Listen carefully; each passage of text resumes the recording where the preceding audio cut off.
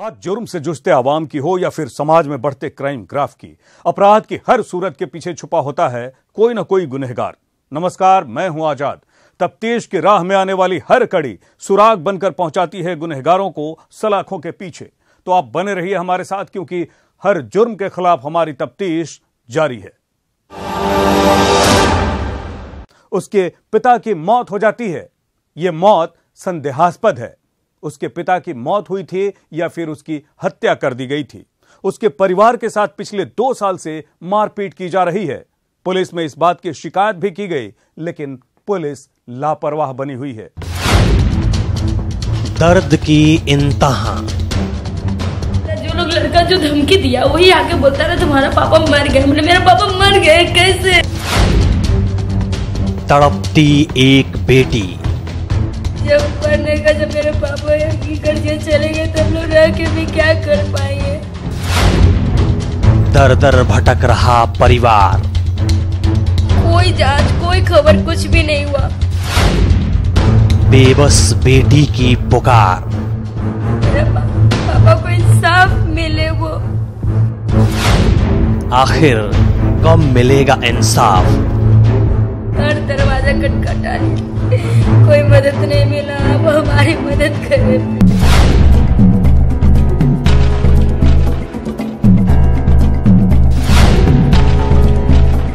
ये आंसू, ये आहें, ये तड़प एक ऐसी लाचार बेटी की है जिसको हर जगह से निराशा ही हाथ लगी है। रो रो कर अपनी आप बीती सुना रही इस लाडली की दर्द भरी कहानी किसी के भी आंखों में आंसू ला देगी। बार बार फरियाद की गुहार, हर लफ्ज में एक ही पुकार। आखिर कब मिलेगा इंसाफ? इस लाचार बेटी का नाम सुषमा है, जिसका कहना है कि उसके दबंग रिश्तेदारों ने उसके पिता की हत्या कर दी है, जबकि पुलिस इसे केवल तालाब में डूबने से हुई मौत करार दे रही है। इस लड़की के पिता की मौत के बाद रो रो कर बुरा हाल है और इंसाफ की आस में ये दर दर भटक रही है। बहुत बुरी तरह से मेरे पापा को मारे हैं। हम यही उम्मीद चाहते हैं कि मेरे पापा को इंसाफ मिले। वो दरअसल ये मामला पटना के मलाही पकड़ी का है और इस वारदात की जड़ फुटपाथ पर दुकान लगाने को लेकर था। ये विवाद सुषमा के पिता विजय केवट और उसके रिश्तेदारों के बीच था। पिछले 2 सालों से उसके परिवार के साथ दबंग मारपीट कर रहे थे। पीड़ित सुषमा के अनुसार पहला मामला भाई पर हमले को लेकर दर्ज करवाया गया था। फिर महिला आयोग में सुषमा ने फुटपाथ का झगड़ा होने की वजह से मामला दर्ज करवाया, जहां से उसे मदद भी मिली। लेकिन फल दुकान की जगह को लेकर मारपीट का झगड़ा खत्म नहीं हुआ।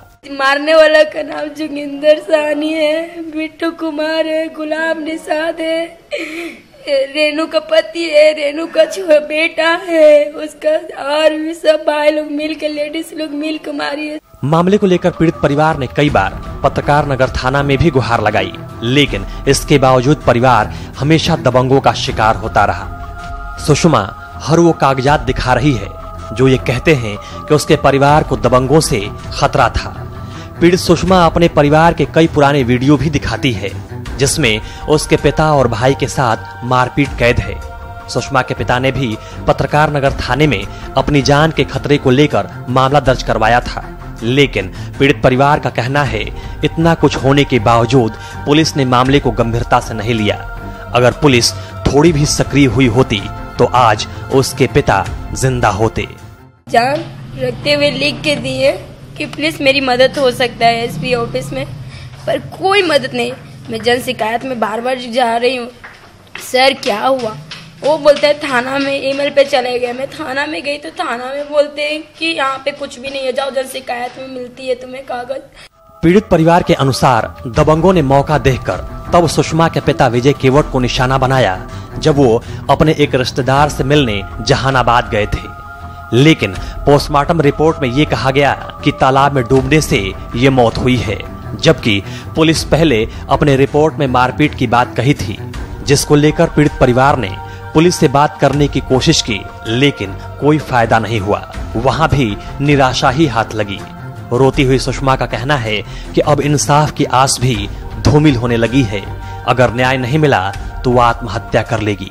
नहीं, इंसाफ मेरा हम खुद सुसाइड कर लेंगे जब मेरा गार्जियन ही नहीं रहा, मेरी माँ मेरा छोटा भाई, हम क्या कर सकते हैं? मेरा कोई गार्जियन नहीं है अब।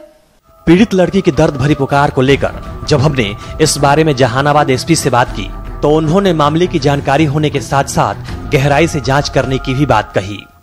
इस केस में दिसंबर माह में टेहटा ओपी अंतर्गत तत्कालीन एक ड्यूटी केस दर्ज हुआ था। उस टाइम की परिस्थितियां ड्यूटी केस की थी, परंतु लड़की ने आवेदन दिया है, उसका कहना है कि ये ड्यूटी नहीं, उसके हिसाब से हत्या का है। तो उनके द्वारा दिए गए आवेदन पे जांच कराई जा रही है। पोस्टमार्टम रिपोर्ट एवं अन्य तकनीकी अनुसंधान हम लोग देखेंगे। उसके विषय में जो भी चीज अगर सामने आएगी उसके बेस पर अग्रिम कार्रवाई की जाएगी। ये पूरा मामला जांच का विषय है। पुलिस को चाहिए कि मामले की छानबीन कर हकीकत सामने लाए। न्यूज 18 की यही कोशिश है कि हर फरियादी को पूरा इंसाफ मिले। तफ्तीश के लिए पटना से ज्योति मिश्रा की रिपोर्ट, न्यूज 18 बिहार झारखंड। एक विवाहिता की जिंदगी उसके शराबी पति ने बेहद दुश्वार कर दिया है। उसे दहेज को लेकर शराब पीने के बाद बड़े ही बुरी तरह से पीटता है। क्या है पूरा मामला, आइए देखते हैं तफ्तीश में। शैतान बना शराबी पति, महिला का जीवन बना नर्क, इंसाफ के लिए भटक रही विवाहिता, लापरवाह बनी हुई है पुलिस।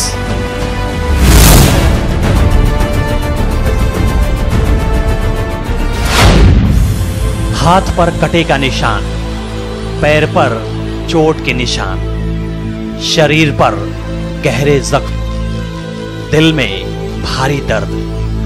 तमाम दुखों को झेलकर दिन काट रही इस महिला की कहानी बेहद ही दर्दनाक है। इस महिला के जीवन को नर्क बनाने वाला कोई और नहीं बल्कि उसका पति है, जो शराब पीने के बाद शैतान बन जाता है और टूट पड़ता है इस लाचार महिला पर जो उसकी पत्नी है।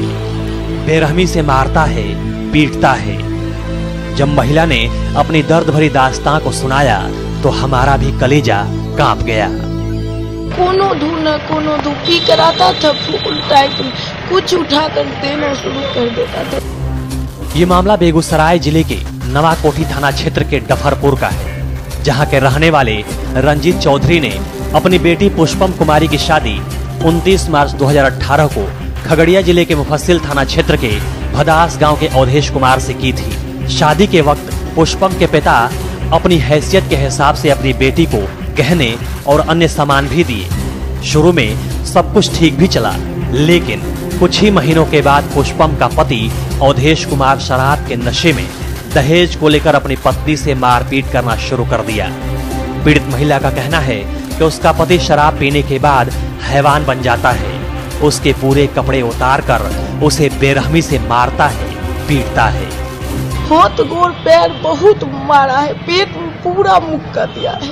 इतना ही नहीं, पीड़ित महिला का यह भी कहना था कि दहेज को लेकर बार बार उसका पति उसके पिता से कहने की बात कहता था।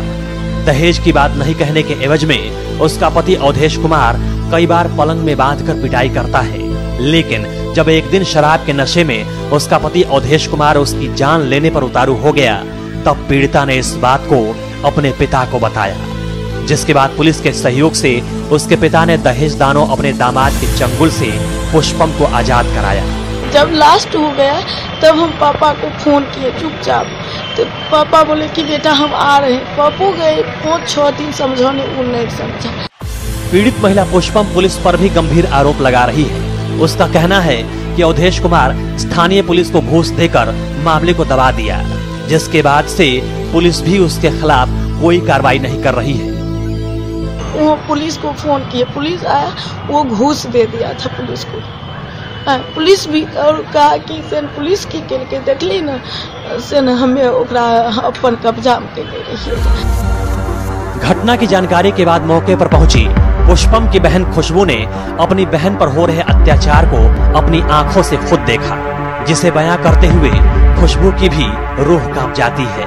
यही हुआ कि हम गए थे वहाँ पे, तो इसको मारपीट भी हो रहा था और पूरे हाथ बांध के अब पलंग के नीचे लटाया हुआ था।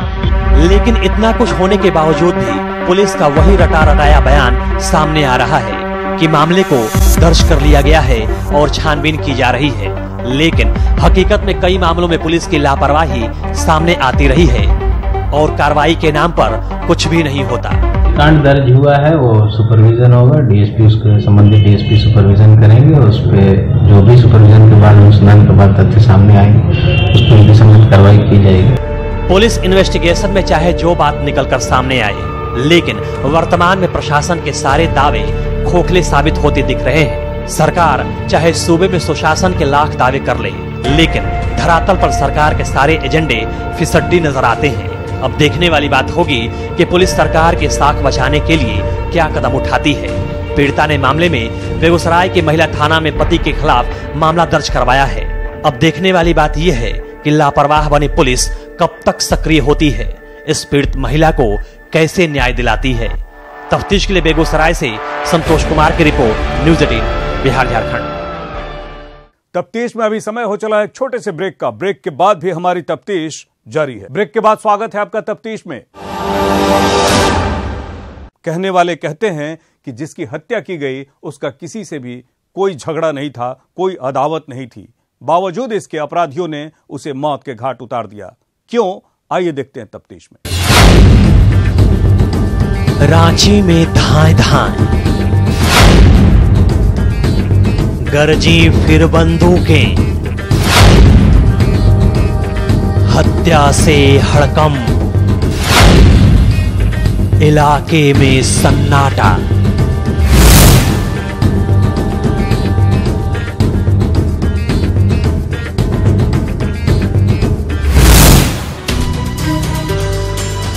हर तरफ दहशत का आलम है।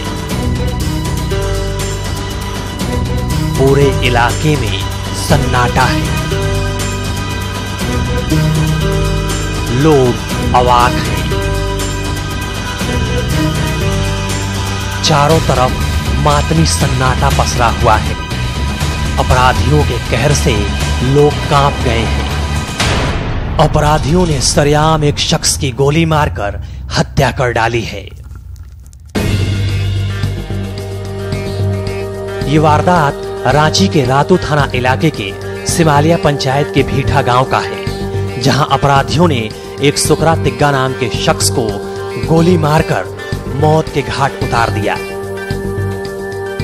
जिसके बाद से पूरे इलाके में मातम पसरा हुआ है। हर कोई हैरान परेशान है। क्या कारण से किया है वो पता नहीं चला है। परिजनों का कहना है कि सुकरा तिग्गा रात को खाना खाकर घर से ड्यूटी जाने के लिए निकला था। उसी वक्त रास्ते में ही अपराधियों ने गोली मार दी। घटना के वक्त आसपास रहे स्थानीय लोगों ने सुकरा तिग्गा को अस्पताल पहुंचाया, लेकिन इलाज के क्रम में ही उनकी मौत हो गई। घर से खाना खाकर निकला था ड्यूटी के लिए, तभी आने के घर से रास्ते में कोई अपराधी उसका गोली मारकर हत्या किया। जानकारी के अनुसार मृतक सुकरा रातू थाना के सिमालिया पंचायत के भीठा का ही रहने वाला था। परिजनों के अनुसार सुकरा का किसी से कोई विवाद भी नहीं था। हत्या के पीछे अपराधियों की क्या मंशा रही है, इसका खुलासा अब तक नहीं हो पाया है। दूसरी तरफ मामले की जानकारी होने के बाद पुलिस पूरे मामले की तफ्तीश में जुट गई है। अब पुलिस की जांच के बाद ही पूरे मामले से पर्दा उठने की उम्मीद है। तफ्तीश के लिए रांची से ओम प्रकाश की रिपोर्ट, न्यूज़ 18 बिहार झारखंड। वो महज 12 साल की नाबालिग बच्ची है, लेकिन उसके साथ दुष्कर्मियों ने ऐसी घटना को अंजाम दिया कि वो बच्ची जिंदगी भर इस घटना को भूलेगी नहीं। पापी की हवस लीला, बंधक बनाकर हैवानियत, नाबालिग बच्ची से दरिंदगी, 5 महीने की पाप कहानी। अभी तो वो अबोध है। इस बेरहम दुनिया में आए हुए केवल 12 वर्ष हुए हैं। वो दुनिया की हकीकत से भी अनजान है कि ये दुनिया कितनी जालिम है। लेकिन अब उस नादान बच्ची को ये अंदाजा हो गया है कि यहाँ कदम कदम पर हवस के पुजारी बैठे हुए हैं, जिनके ऊपर हवस का भूत सवार है। काम के वशीभूत इन पापियों को कुछ भी नहीं दिखता।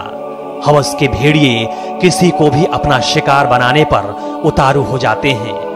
ऐसा ही एक मामला है नवादा के रजौली थाना इलाके के एक गांव का, जिसे सुनकर आपका माथा चकरा जाएगा। दरअसल नवादा जिले के रजौली थाना क्षेत्र की रहने वाली एक 12 वर्ष की बच्ची करीब 5 महीने पहले अपने घर से शौच के लिए निकली थी, लेकिन उसके बाद ही वो लापता हो गई।